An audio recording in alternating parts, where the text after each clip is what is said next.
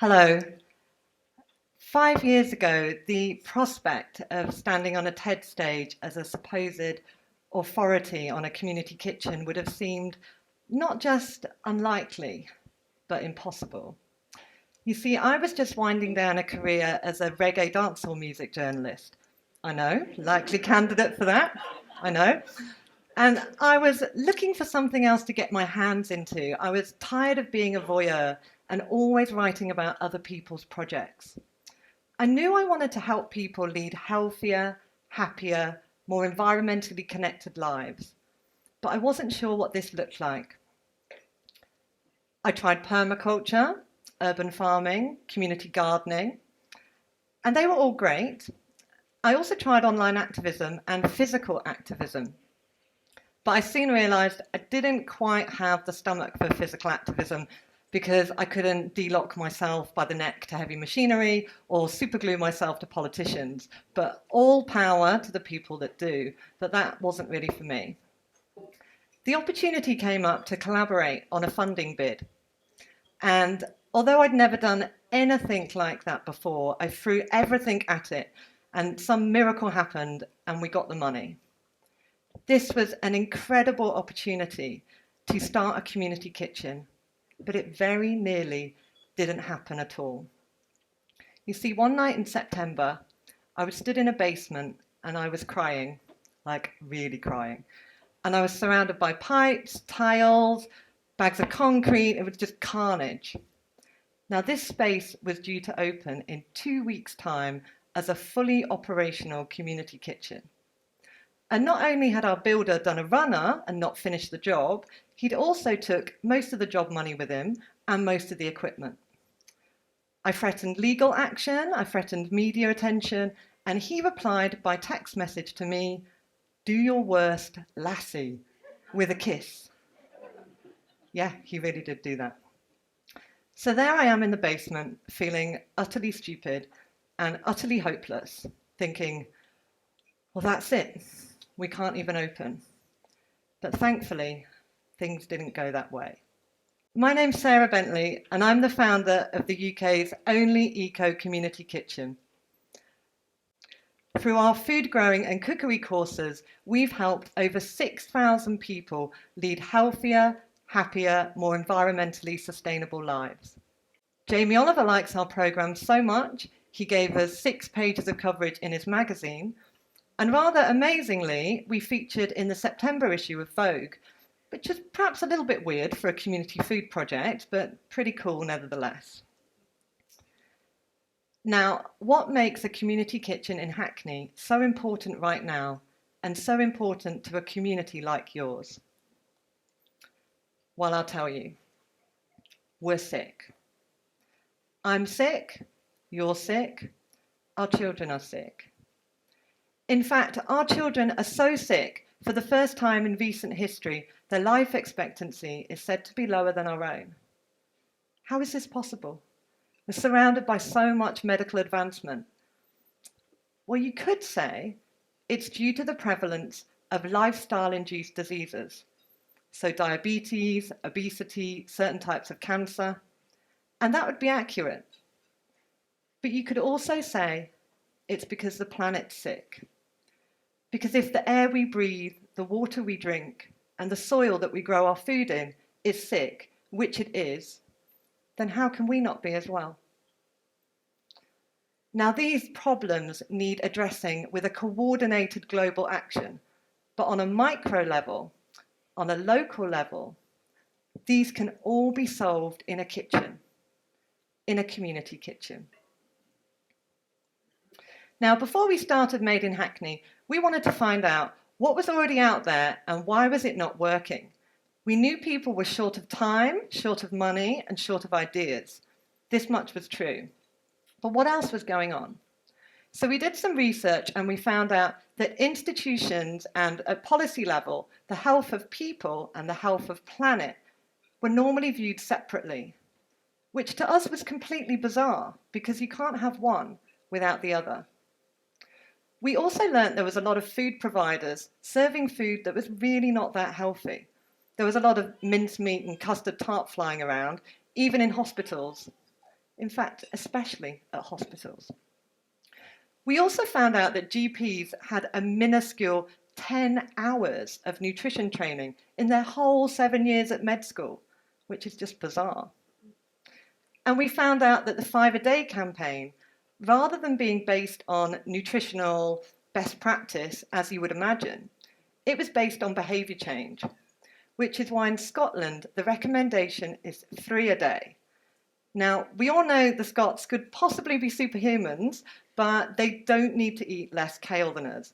It was just because they were eating so little in the first place that the bar was set at 3 a day. And is why in Greece, the recommendation is 7 to 9 a day.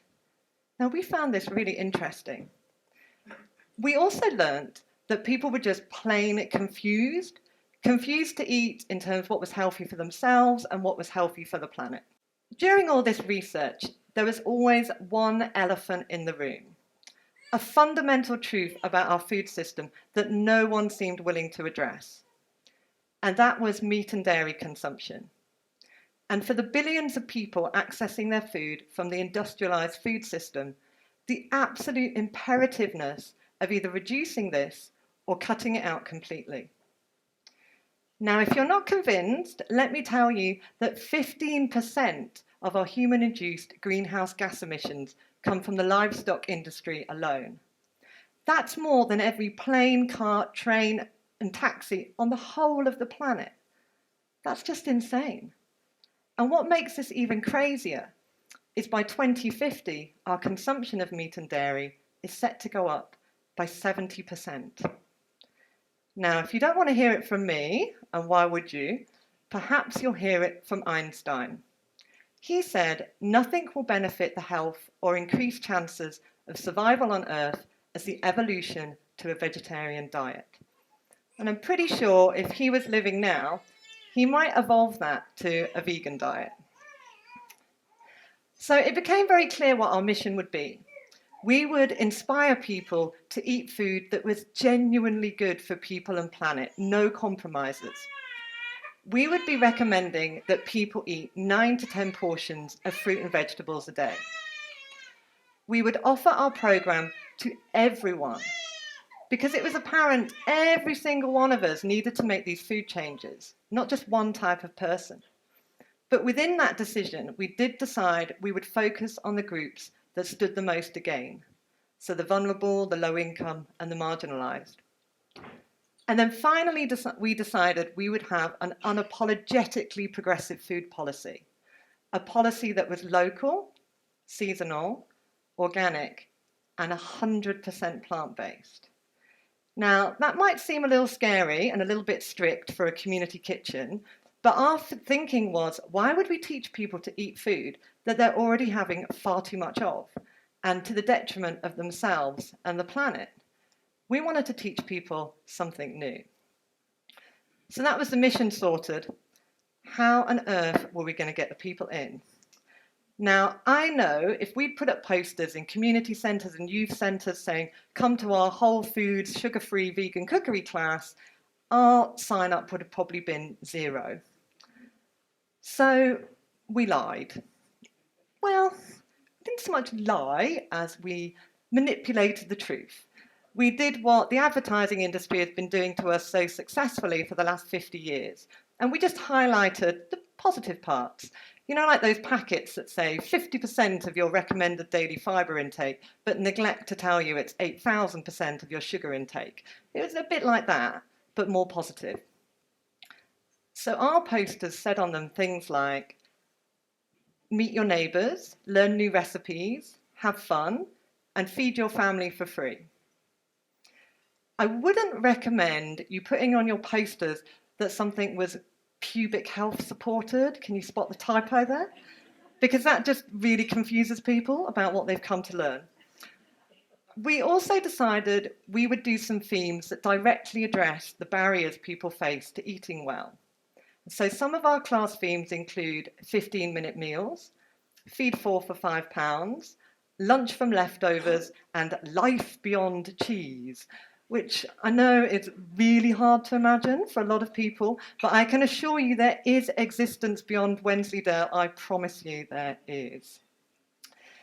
Now, we also decided we'd be a bit bold, and this is when I sound a bit like the freaky health food chick, and we decided we would include themes such as raw food cookery, which I know is an oxymoron. We'd include nut cheeses, which I still really struggle to say without sniggering slightly. And we would include lactic cultures and ferment, which is products such as kimchi, kefir, and kombucha. All things that you never hear about in the mainstream, and they're super easy to make at home, they're really cheap, and, you know, they really work. I'm actually 112. So what happens to people when they come to our kitchen and they realise they're suddenly knee-deep in sprouted mung beans? The horror. Well, if they're teenagers, they might say, oh, allow it, there's no chicken, I'm going to go. But they don't go, they never go. Or they might say, oh, miss, I'm allergic to vegetables. That's kind of one of my favourite things. I'm allergic to vegetables. But they stay. They have a really good time, and then they come back the next week. And a similar thing happens to the adults. I'd like you to meet Gloria. She's from a Nigerian household, and the attitude was really, if there was no meat, there was no meal. But she's loved all the food in all of our classes. Next to her is Mark from the Salvation Army. He told us his favourite food was steak, and then after the course, he said he enjoyed the bean burgers so much he could eat them every night. Here we have Leo. His favourite food was the kefir. Now that was particularly surprising because when we first asked him to smell the kefir, he asked us if it was drain cleaning fluid. So that was quite a leap. And then finally we have the lady on the end, and it would be impossible to tell you what she's saying because she's enjoying the summer roll so much. But in that same class, we had a young person who came in and regally cast her hand over the vegetables and said, I don't eat rabbit food. But she later described these summer rolls as peng, which to anyone under 21 means it's really, really nice. So people are surprised they like the food. What else happens? Well, often a little bit of magic. So 90% said they now eat more fresh fruits and vegetables. 90% said they cook more from scratch using healthy cookery techniques. 95% said they now felt more connected to their local community. And everyone said they now ate less meat. Now, I'd like you to meet a few people behind these statistics. This is Patrick. He came to us when he was 82, recently widowed, and was needing to learn to cook for the first time in his life. He used to come wearing an apron that said large sausage and an arrow pointing down. So he's quite a fun guy. He came to a whopping 17 classes. And when he finally stopped coming, I rang him up to ask why. And he said, I finally realised you're not going to teach me how to cook eggs and bacon, which is all I really came for in the first place. But I do realise you need to eat your greens, and I'm feeling wonderful because of it. I've made lots of new friends, and with the money I'm saving from buying less meat, I can now go down the pub with them and spend more money. This is Betty and her guide dog Penny. She came on a course with a cohort of visually impaired people. I asked her what changes had happened to her, and she said, Sarah, when I lost my sight, I lost my confidence. But the course has inspired me to pick up the pots and pans again and stop relying on ready meals. My taste buds have changed. I now eat less salt, less sugar, less fried food. Me and my son have lost weight, which is wonderful because we've been trying to do this for years, and this time we've done it and still enjoyed the food.